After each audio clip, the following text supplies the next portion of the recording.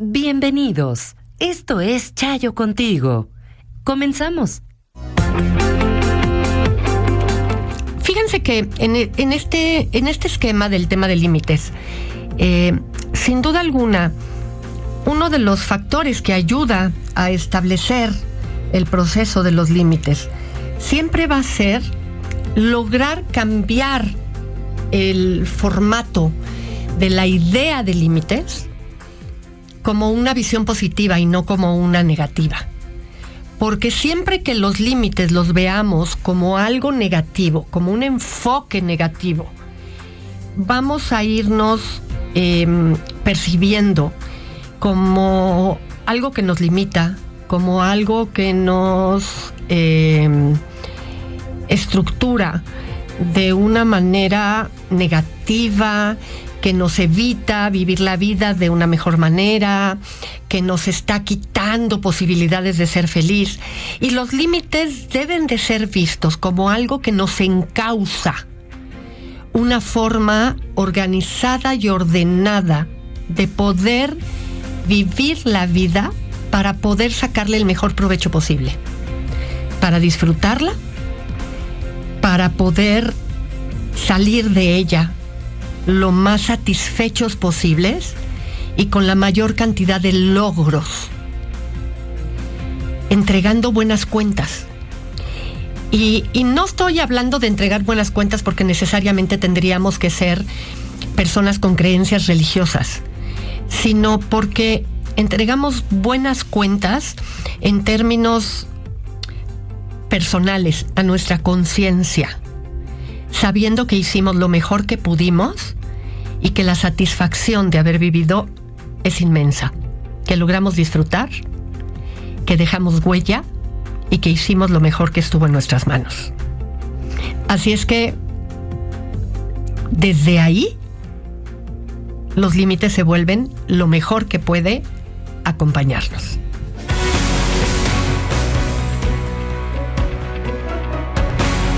Tengo un tema que no sé bien cómo manejar.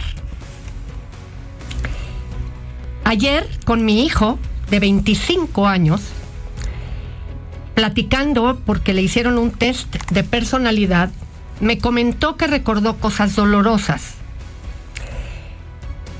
como que se masturba. Y entonces yo le respondí que eso es normal, que está conociendo su cuerpo. Pero después me mencionó que cuando estaba con mi sobrino y su amigo, robaron. En medio del llanto, me dijo que cuando eran niños, su primo le pidió sexo oral. En ese entonces mi hijo tenía 9 o 10 años y mi sobrino 5 años más grande. Mi hijo ahora tiene 25 y mi sobrino 30. Me sorprendió mucho. También lloré con él. Estuve ahí y le creí. Solo que entiendo, pues, que mi hijo fue abusado.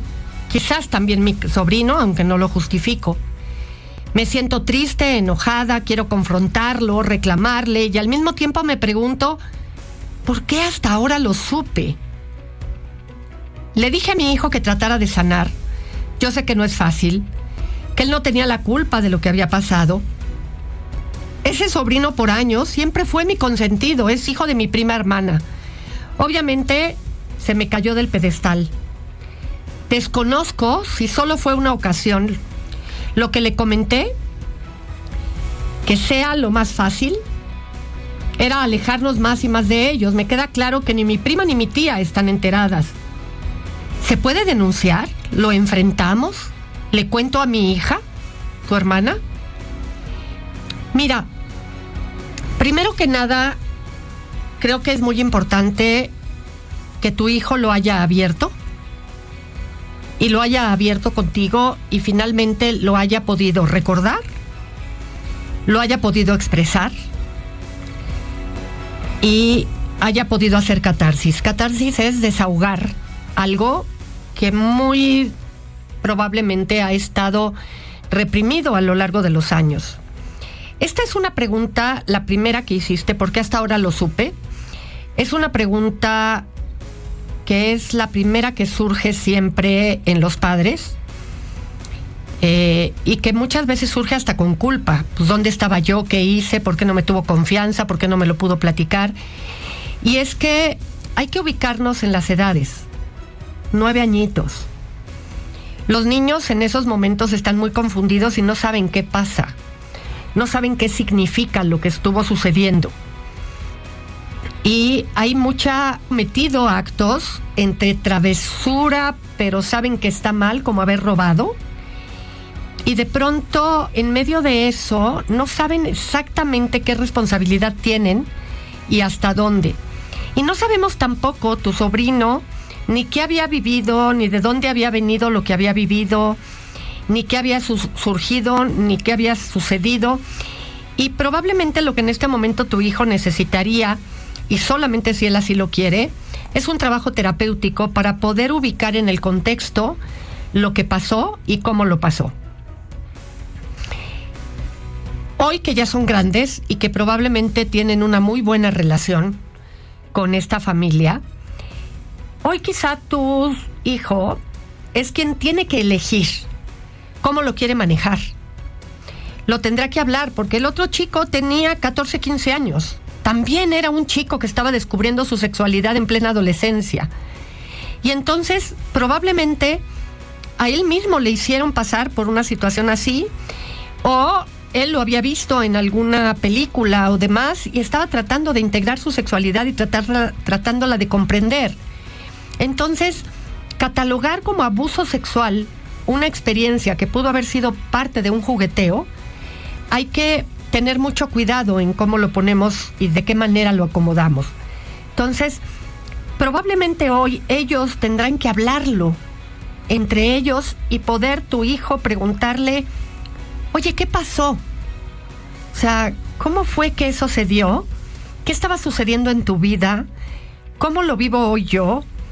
Porque tendrán que acomodarlo y ver qué sucede.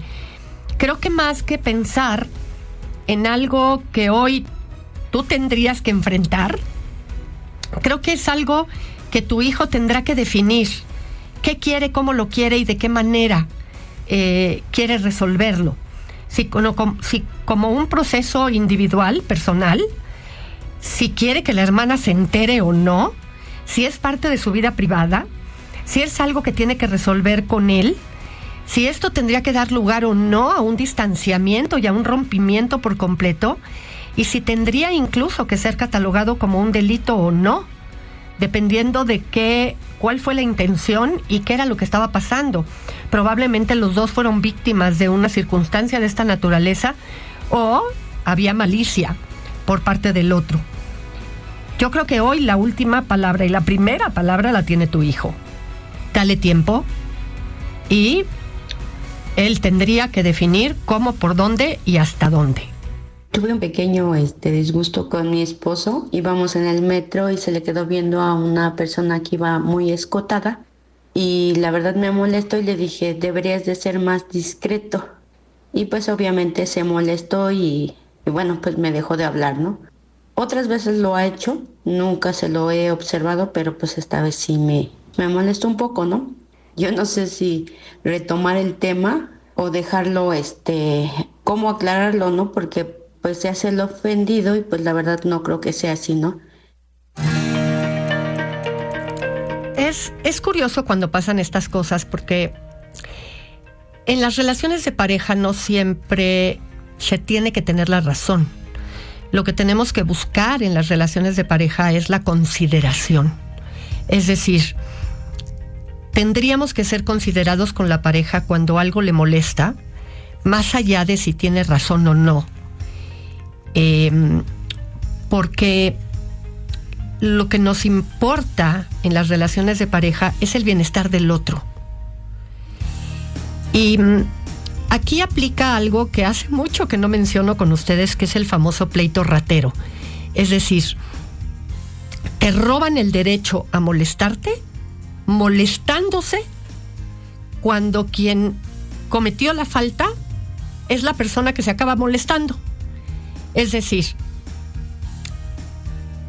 tú le pides a tu esposo que sea un poco más discreto en la forma en la que se le queda viendo a una mujer escotada. Y ahora resulta que él, que es poco prudente con su mirada al venir acompañado de ti y comete la falta a tus ojos, resulta que ahora él es el enojado. Es decir, te roba a ti el derecho a estar molesta, enojándose más. Cuando aquí no habría ningún enojo si él hubiera sido un poco más cuidadoso con su mirada. Y entonces la que se queda con el dilema ahora de qué debe de hacer ante esta molestia eres tú. Cuando en realidad, pues tú lo que hiciste saber a tu pareja es que no te gustó la forma a tus ojos descarada con la que él estaba viendo a otra mujer en tu presencia. Y el tema no es si tienes razón, si no tienes razón, si eres muy susceptible ante la circunstancia o no. Lo cierto es que entiendo que ya había habido ocasiones en las que esto pasaba y tú no habías dicho nada, te habías quedado callada. Creo que una de dos, o no comentas nada y dejas el tema pasar hasta que a él se le baje, o simple y sencillamente le planteas que te parece de muy mal gusto que él sea el enojado cuando el que cometió la falta es él. Pero lo único que no debes hacer es disculparte por haber expresado algo que a ti no te gusta. Porque lo que sí es verdad es que no hiciste nada malo al hacerle notar algo que no te parece que es correcto, por lo menos que suceda frente a tus ojos. Y en ese contexto es donde debes de aprender a ser clara, pero no hasta que te cansas, sino desde un principio. Fíjense que a veces se nos olvida el efecto tan grande que tiene dar un abrazo a tiempo. A veces incluso yo les diría que tenemos más prisa por saber qué pasó o qué le pasó al otro que de darle un abrazo primero para que se calme y luego saber qué le pasó. Nos pasa mucho con los hijos. Nos pasa con la pareja, nos pasa con algún amigo, que si de entrada vemos mala cara o vemos ojos llorosos, ¿pero qué te pasó? Antes incluso que abrazar, cuando la persona lo que quiere en ese momento es un abrazo de consuelo. Están súper estudiados los abrazos desde el punto de vista de la psicología e incluso desde la psiquiatría por los efectos que generan en el cuerpo. Porque se ha visto todo lo que detona el contacto humano cuando recibes a alguien con un abrazo afectuoso. A nivel cerebral se detonan una serie de sustancias que calman. A nivel del cuerpo, en términos generales, cómo palpita el corazón, cómo bajan las sustancias estresantes del cuerpo, cómo se relajan los músculos cuando somos recibidos por un abrazo. Y cuando el abrazo forma parte de la vida cotidiana de los seres humanos, el impacto incluso en el envejecimiento y en la manera en la que nuestro cuerpo va relacionándose en términos generales con la vida va siendo muy productivo. Pero en particular en este tema más emocional, el abrazo tendría que ser algo que, acompañado de nuestro silencio, le transmite al otro aceptación, cariño, afecto, incondicionalidad. Y tendríamos que aprender a abrazar con mucha más frecuencia y de una manera mucho más clara en términos de demostración de amor. Incluso si fuéramos mudos, ¿no? Esta forma de hacer sentir que queremos es mucho más claro con el abrazo que diciéndole te quiero, te amo, que se usa ahora con muchísima frecuencia y con muchísima más facilidad de lo que se usaba en otras generaciones, estarnos diciendo que nos queremos, a diferencia de lo que transmite el afecto. el que yo me acerque, el que te dé un abrazo y te haga sentir querido, querida. ¿Cuántas veces abrazas en el día? ¿Cómo le haces con tus hijos, con tu pareja, cuando le preguntas qué te pasa y te dices que no sé? Y entonces a lo mejor te das la media vuelta y ya te duermes, ¿no? Porque no sabe, ¿no? Cuando a lo mejor lo único que tendríamos que hacer es acercarnos y abrazar, ¿no? ¿Puedo hacer algo por ti? No sé. Abraza y vas a ver cómo las cosas cambian. Fíjense que hay que tomar en consideración siempre, que cuando le dices a un niño o a un adolescente que no a algo que te pide hacer, y te insiste, no lo acabes convirtiendo en un sí. Ya sea porque te dio más argumentos y después de todo te diste cuenta que no era para tanto, o que te rogó tanto que te cansaste y le dijiste que sí, porque lejos de decir, ay, qué linda es mi mami o qué lindo es mi papi, lo único que aprende es que tiene que insistir para lograr que le digas que sí. Entonces, es muy importante, porque luego lo que me vas a argumentar es que tus hijos no entienden y que les dices que no y que nunca entienden y que te están ruegue y te la hacen cansada. Pero quien los entrena para que te la hagan cansada eres tú. Así es que dijiste que no, se queda en no. Audiocentro.